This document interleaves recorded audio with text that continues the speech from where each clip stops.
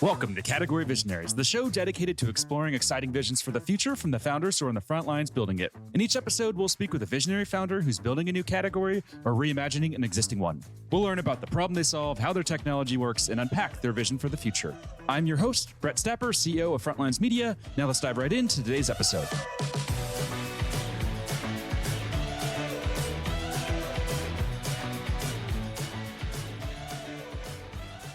Hey everyone, and thanks for listening. Today I'm speaking with Warren Lebovics, co-founder and CEO of Pequity, an employee compensation platform that's raised $19 million in funding. Warren, thanks for chatting with me today. Yeah, thanks for having me.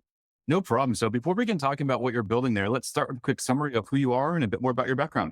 Totally. So I'm originally Canadian, now American. I grew up in Toronto. I went to the University of Waterloo. I'm a product and design person. I worked at some companies that were crazy cool back in 2008. Like Sony, BlackBerry, had a blast there, and then dove into the startup world. And so I spent a bit of time starting my own companies, or I guess I should call them projects because I think a company takes on a different kind of form. But starting my own projects, built a couple Android apps, and really it was always in product and design. I eventually made my way to the Bay Area where I joined as one of the early designers at a very small Series A startup called Refresh. And about a year into that, we got acquired into LinkedIn. And when I joined LinkedIn, I kept making this joke to everybody, which I now see how obnoxious it was a couple of years later. But I kept saying, hey, I'm still a startup guy. I'm going to be here for exactly 366 days, and then I'm on to the next startup. And the joke was on me because I wound up sticking around at LinkedIn for about 4 years. I absolutely loved it. And I spent most of my time managing the design team that works on the homepage newsfeed, thinking about content, creation, consumption. And then I left to get back to the startup roots. And it was my first, or I guess second foray into HR tech, where I joined a company called Jumpstart, where I led product and design there for about a year before I got tagged in to co-found Pequity. And so Pequity, I know we'll get into a little bit later, but it's a compensation SaaS product. It helps you run all your compensation workflows. It's really intended for the kind of upper mid-market, small enterprise folks, and with proactive pay equity built in and infused throughout it. So we're about 3.5 years into Pequity now. We have a team of about 45, and it really is the best job I've had yet. Nice. That's amazing. And to double click on some things you mentioned there about your history. So let's talk about LinkedIn. I'm sure that was an incredible experience. I'm sure you learned a lot there. What would you say is the number one thing that you walked away with? LinkedIn was incredible. It's funny. It's actually hard to distill it into one thing. And I think I could if I really tried.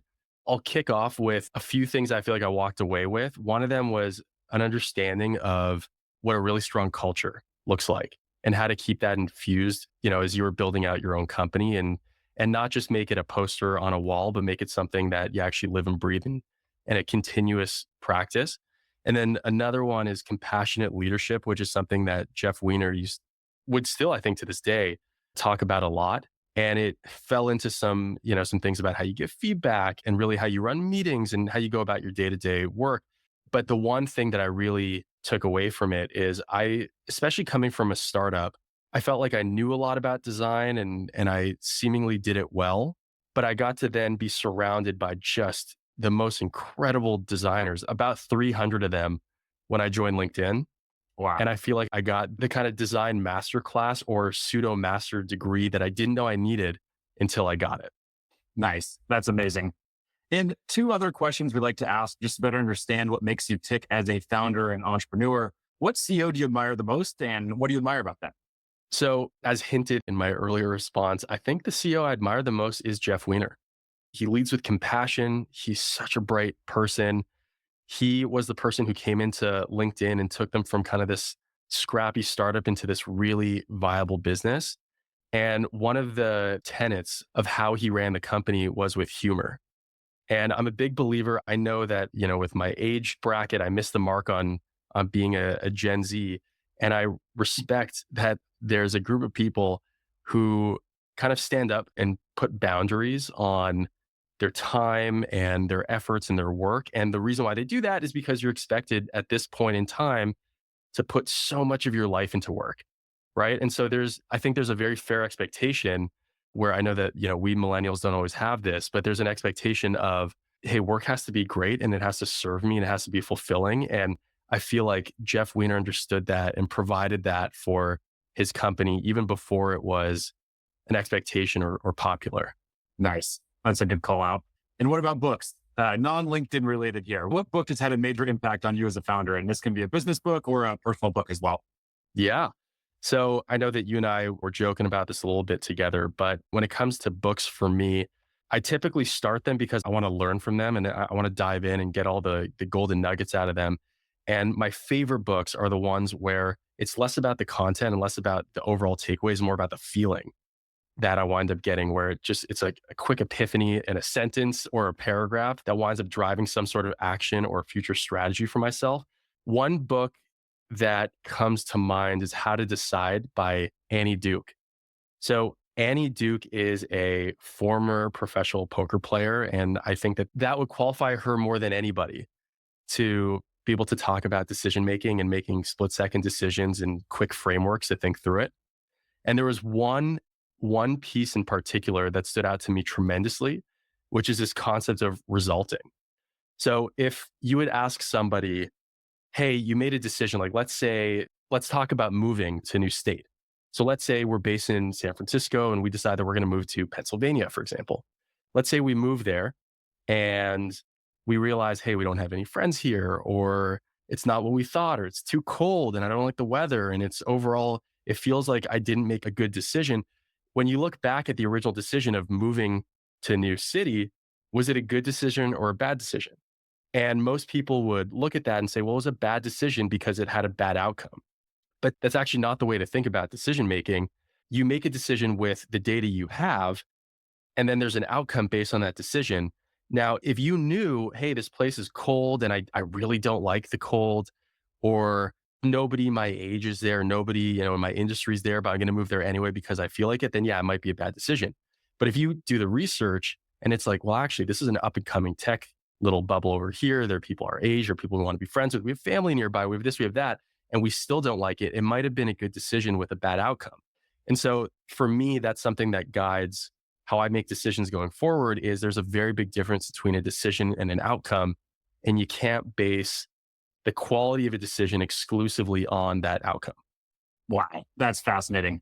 I know I'll be reading this weekend, so thanks for the If you pick up any golden nuggets, feel free to drop me some too. Sounds great. Well, let's talk about the origin story behind the company and tell us a bit about your co-founder. So the very interesting and I think unique thing about Pequity is that my co-founder is also my wife, Caitlin Knopp. And she is a really big reason, if not the reason why we started Pequity together. A little bit of background, my background now, product and design for a long time, a little bit of exposure previously to HR SaaS.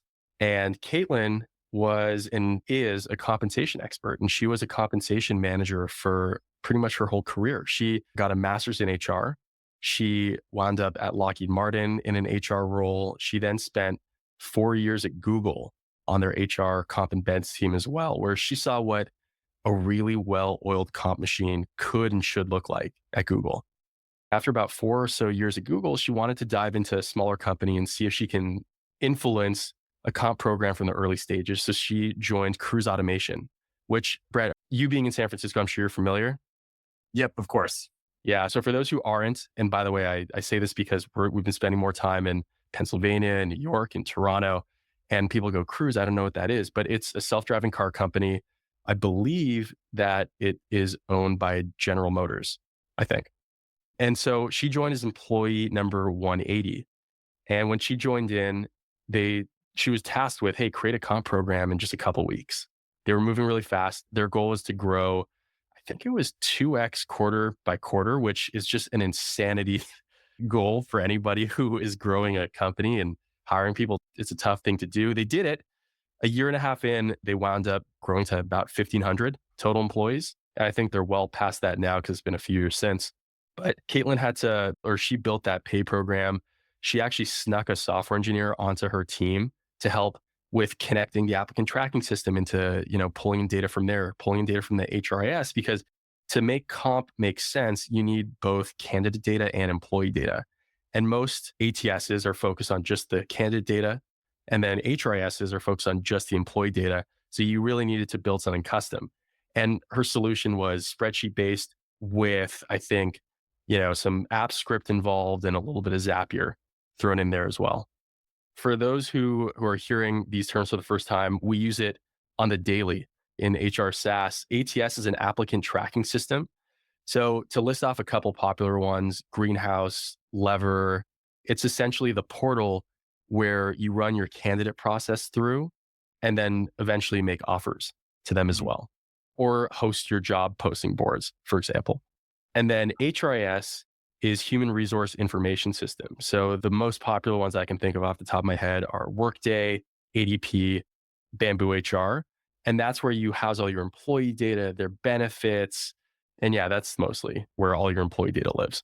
And so after Cruise, Caitlin decided to get into consulting. She tried to take a break, but her break was consulting. And it turned out that her network of HR leaders that she met across all these other companies before had then dispersed and landed as heads of HR or heads of people at all these other companies across the Bay Area, New York, you name it.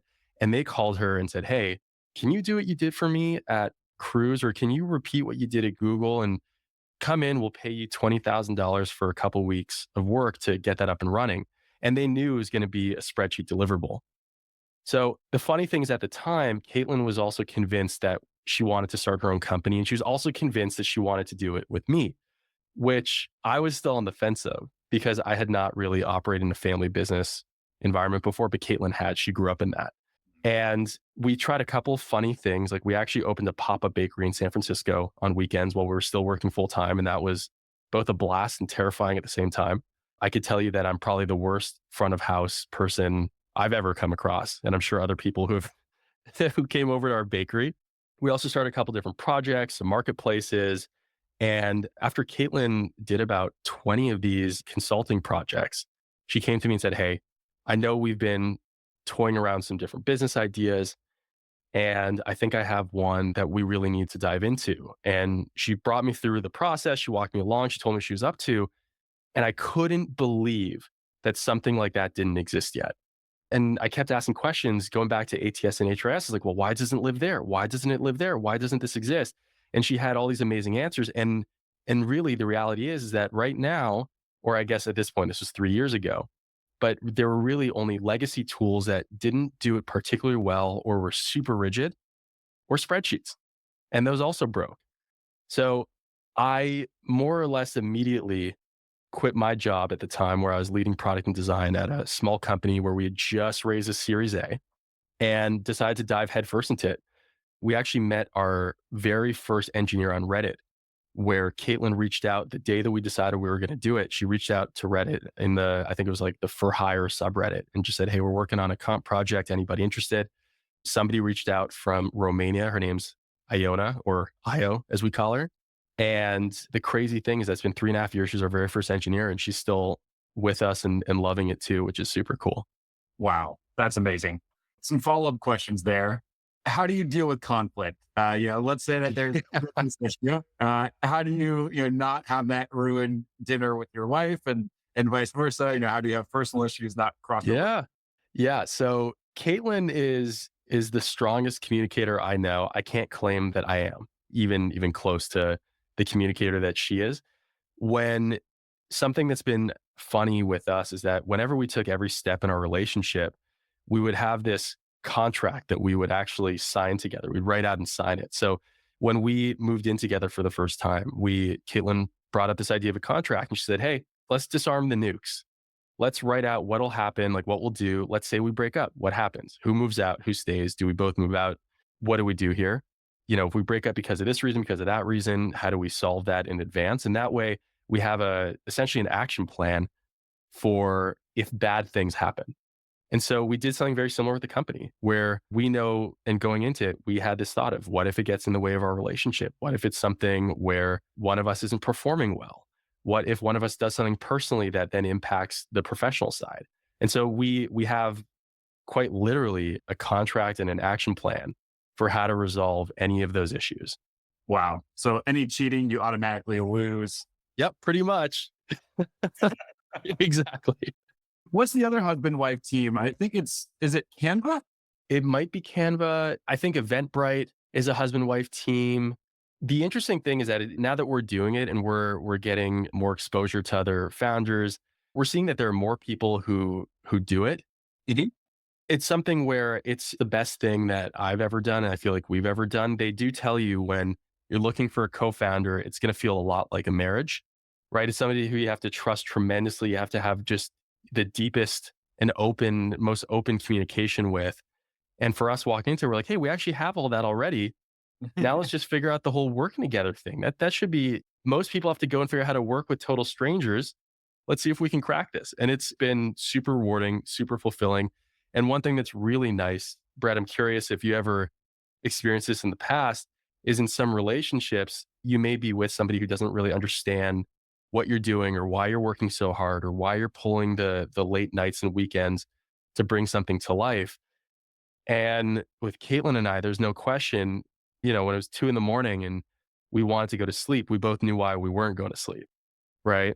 And it was because we were building Pequity or because we had something we wanted to solve or because we had this idea and we just had to solve it that night. And there was I guess that there's no misalignment or misunderstanding into why we're prioritizing working so hard and we got to do it together.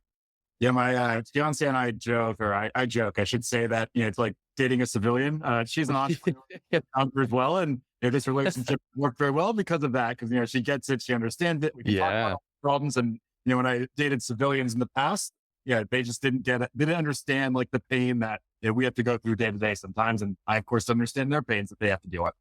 Exactly. I do find that I think entrepreneurs pair well together. And sometimes they pair really well when they're working on the same team. Other times, not so much. But I also find that investors and entrepreneurs understand each other too. So most of the investors I know are coupled up with entrepreneurs or other investors. Yeah, makes a lot of sense. Now, let's dig a bit deeper into the actual product. So when we're looking at your customers who are paying you today, how would they articulate the benefits that they get from your platform? So Pequity is really made up of, I'd say, 3 core products. We have some periphery around it, but the way that I like to talk about it is that it's compensation solutions for modern enterprises. So whether you're looking for a streamlined comp process or guidance on pay strategy, something that we have that's really unique is we have the software coupled with the expertise to help make sure that your company has whatever it needs to succeed. So I know that sounds a little bit vague, but I'll kind of dive into each one of these. So we have our 3 core product offerings are ranges, which is building, maintaining, sharing ranges with robust permissions, like your pay bands, for example. And then offers, which is all about giving recruiters the right data at the right time so that they can make the best, most competitive, but also most fair offers to candidates. It also includes some really, like nifty visual offers that have branding built in as well. And then there's comp cycle management, which I would say is what people think of first when they think of compensation. It's how you run your merit cycles, your promotions, and things like that. And what we're doing is taking all these processes and really infusing design into it so that it doesn't feel like this outdated, black boxy, I don't know what's going on, I can't remember how to use this thing experience, which I definitely felt as a hiring manager in the past, but more so an experience that managers love where they have proactive pay equity built in.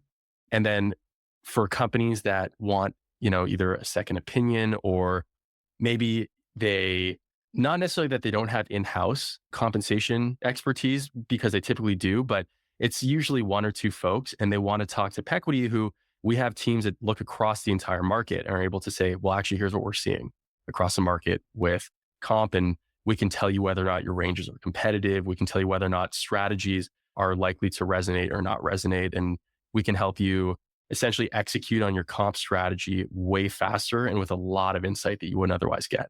Interesting. And what's the trigger for customers? Does that have anything to do with like the pay transparency laws that keep coming out, or what's triggering them to start looking for a platform like yours?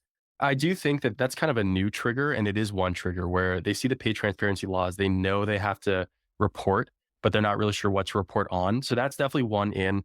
I'd say that the biggest trigger, though, is that most of these companies are still using either very legacy software or spreadsheets. And the ones that we talk to are using spreadsheets because they have such unique and flexible compensation and pay programs Mhm. that existing tools just can't possibly handle it. And when they do, there's a lot of custom work. It's very rigid. Managers are really confused or planners are confused when they use it.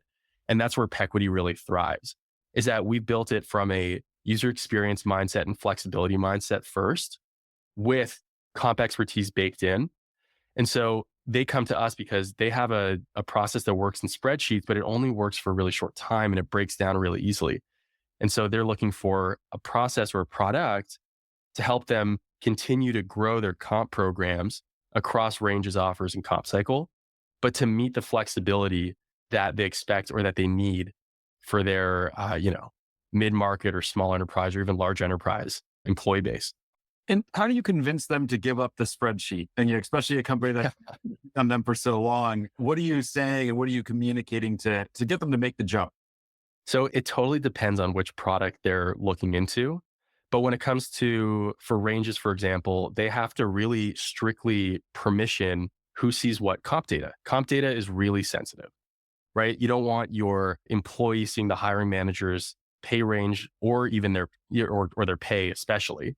And so when you think about ranges, they're able to put their data into one place once, and then they set the permissions for whoever needs to see it once, and then everybody gets it when they update their ranges, which they will inevitably do because pay is becoming so much more, I think, fluid as people are leaving these, or I guess as they left these metros over the last couple of years, they're starting to come back. They're still going.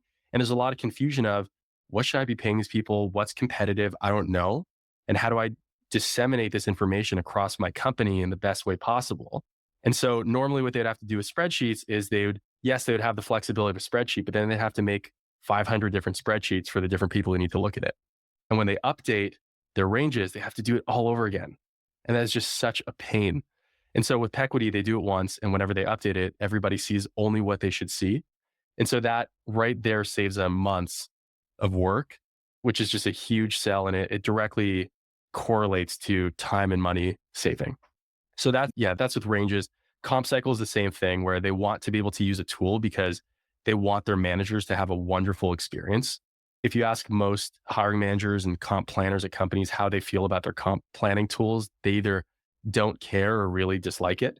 And so what comp teams really want is for their managers to feel like, hey, I know what to do here. I know how to make decisions. I know how to collaborate. I know what I should be offering this person, and I know why. And that's what Pequity offers. And it offers the flexibility of the spreadsheets or the uniqueness that they're used to, but it's all in a software that they can really have the control that they need over that. And then with offers, there's this kind of funny tension between talent or recruiting and comp, right? Where talent wants to close the best candidates possible. The best candidates are expensive. And then the comp team is looking out for the company saying, hey, we set a budget and we can't go over it. So even though this person's asking for more, we built ranges for a reason and we want to follow those. And a lot of why there's tension is because the recruiter is not given access or doesn't have access to the comp data that they need. And it's not just the ranges, but it's also, well, how does this compare to people who are already enrolled? And how does this compare to market data? And that's what Pequity offers, is the ability to bridge the gap there and also just generally reduce pay errors, like accidentally bringing somebody into the range of San Francisco when they're living in Nebraska. And this is probably a dumb question, but who does the compensation team report to? Is it HR or the head of people, or is it the CFO and finance? That is such an amazing question. Funny enough, we've seen both. I think what's most common is that comp would report into HR, but we have seen comp report into finance too. And comp does bridge that line or straddle the line between HR and finance. Makes a lot of sense. How big is a company when they start to have a dedicated compensation team? Is there like a size range where it starts to make sense that you see? Yeah, I think so. I think that from what we see, at least with our customer base, we see on the early side, it's around like 100 to 250, but we see it become a very big pain point necessity around 300 to 500. And that's where you start bringing in real comp expertise. Got it. Makes sense. Can you share with us any numbers that show the progress and growth and adoption that the platform is seeing? Yeah, I can. I think this past year, even with 2022 being kind of a funky year, we still more than doubled growth and doubled revenue. And the year before that, being a very exciting year, we 8x'd our revenue. Wow. That's impressive, especially given everything that was happening in the tech ecosystem last year. Yeah, 2022 was a very fun year to be a founder. How's 2023 for you so far? We're only a few weeks in. Yeah, I mean, honestly, it's off to a really good start. We are still seeing some funkiness in the market, right? Where we're seeing massive companies go through these really big layoffs. But the weird or the interesting thing is that they're actually not slowing down too much on hiring. So they're going through less, but they're still hiring. And even still with Pequity, we were very intentional about building across really all compensation needs. And every company always needs comp solutions. Mhm. So whereas in 2021, when offers were, flying off the shelves, that was really the product that we were highlighting was, hey, check out offers, check out ranges. This is going to help you a lot. And then 2022, 2023 is really the year of comp cycle and ranges, which is, hey, we have employees. We want to retain them. We want to make sure that they feel valued and that if you think about comp, which is attracting, retaining talent, that being really your mission and your goal, 2022 and so far 23 are focused more on retention. Got it. Makes a lot of sense. And talk to me about market categories. I know we touched on ATS and a few others there. Yeah. How do you think about your market category? Are you transforming an existing one or creating a totally new one? Yeah. So we're creating a new one. The way that what we're calling it, it's compensation tech or compensation SaaS. And in particular with Pequity, I think the unique thing about us is if you think about like SaaS, software as a service, we take it one step further, which is software and a service. And so we really are pioneering this compensation tech environment where we got questions all the time, Brett, when we were raising our early fundraising rounds, where it was the question is, what differentiates you from an ATS? What differentiates you from an HRIS? Why are people going to take their budget and put it in that? Are you creating new budget that you need to find, or are you taking budget from other places? And the honest answer is that every company needs compensation software, and some HRISs have little bits and pieces of it, but it doesn't really do what it needs to do. Some ATSs have little bits and pieces, but again, neither of them have the visibility into each other's realm, which is for the ATS, they don't really have visibility into employees. And for the HRIS, they don't have visibility into candidates. And so companies are recognizing that they're already spending all the money on comp consultants and on their comp team and on these range creations and builds, and they're spending a lot of money, and they're able to actually save money by going to products like Pequity, which is going to do it all for them for a much cheaper price point. Interesting. And what have you done, would you say, to really rise above all the noise in the market? I don't know the exact number off the top of my head, but I think it was like 15 or 20 billion raised by HR tech startups last year. Yeah. How are you rising above all that noise? Yeah. It's been a really exciting couple of years for HR tech. I actually think it's exciting. A couple of years ago, some of the early investors that we spoke to, like, oh, I don't know, HR, I don't know. And then the pandemic hit and suddenly it's the hottest market. And the way that I think about it personally is if you're not in a highly competitive market, I think it's worth reassessing if the market's big enough and if you're actually going to be able to make a dent. But really what we focus on is we're just focused on building the best products and providing the best service possible for our customers. And that does show. So in an environment where there's a lot of competition, where there are a lot of new faces popping up and saying, hey, we do all this stuff. For us, one thing that we pride ourselves on is really the integrity of the product that we offer, right? And so we don't oversell. We really do want to just provide an amazing experience. And frankly, between you and I think we can probably oversell, even more just from making sure we're not leaving value on the table for customers visiting our marketing site or asking about what does Pequity do. But we want to make sure that we just wildly exceed their expectations. And at the end of the day, we have had customers go to competitors because maybe it's a tad cheaper, but it's not really a premium product, or the competitor says that they can do something that they actually can't do yet that Pequity can, and they were able to sell it for a lower price point. But they've come to Pequity at the end. Like they churn off of the competitor and come to us. And so we've seen that as a winning strategy to date, which is just like be ruthlessly build the best product possible and just be amazing to your client base. And they'll eventually come to you. Where did you learn that obsession over product? Did that come from LinkedIn, or do you think you just always had that? I do think that LinkedIn fine-tuned it. I think that some of the other product experiences helped with it too. And the funny thing that I attribute it to is I actually think that B2C products do the best job at this, right? B2C feels amazing. You cannot launch a B2C product that doesn't just feel incredible and have all these delight factors. But for a very long time with B2B, you can launch something that kind of feels like crap and it was okay, right? And you can still charge an insane price point. And one of my personal missions as a product and design person has always been make B2B feel like B2C. And so that's something that we strive to do at Pequity. It's something that I've wanted to do in most of my career stints as well. And it seems to pay off where, like, when you focus on design and you focus on products, and really what it comes down to though is I think it's really focusing on what the customer really needs and what's going to absolve their pain points. And when you talk to them, even though they don't, I think, directly ask for it most of the time, they do want a product that feels really good because what they're used to is Netflix and Instagram and all these wonderful experiences. So why should it be that when they're spending 8 or more hours at work, it just feels like crap and it's clunky and it doesn't do exactly what they want to do, but they're paying way more money than they do for their other tools? It just doesn't really make sense. And so that's the angle that I personally come at it from. And I think we attract like-minded people to join the team who really want to blow customers away with the product. Nice. That resonates a lot with what we preach to clients and what I preach to my team is, if we want to be good at B2B marketing, let's study B2C companies that are crushing it. That's the place to learn, not from another B2B company who's just doing the same playbook. So resonates a lot. Exactly. Now, last question here, since I know we're up on time. Let's zoom out into the future. 3 years from today, what's the company look like? So our mission from the very second that we started Pequity was fair pay and opportunity for all. And one of our early mentors, Frank Wagner, he is the VP of comp at Google.